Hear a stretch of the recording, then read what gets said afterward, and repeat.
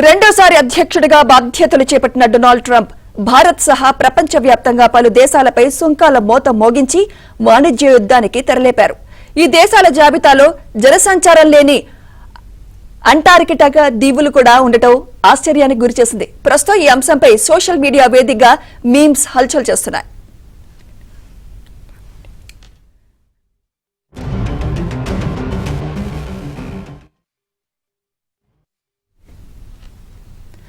Australia నియంత్రణలోని heard McDonald ఐలాండ్లపై 10% సుంకాలు విధిస్తున్నట్లు Trump తాజాగా ప్రకటించారు.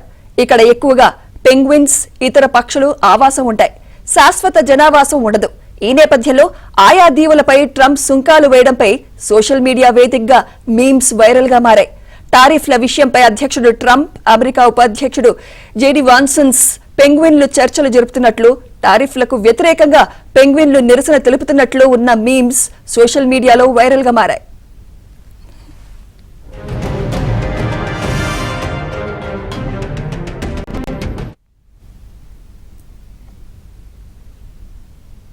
మరోవైపు అమెరికా అధ్యక్షుడు డొనాల్డ్ ట్రంప్ టారిఫ్ల దెబ్బకు పెంగ్విన్స్ వలస వెళ్తున్నాయట. అంతే, సీ పన్నులు వేస్తే తమ వ్యాపారం ఏం కావాలని ఆందోళన చెందుతున్నాయని, తమ వ్యాపారాలను వేరే ఎక్కడికైనా తరలిస్తామని ట్రంప్తో తెగేసి చెప్పాయట. ప్రస్తుతం ట్రంప్ టారిఫ్లపై మీమ్స్ ఇలా ఫన్నీ మీమ్లతో వ్యంగ్యాస్త్రాలు సంధిస్తున్నారు.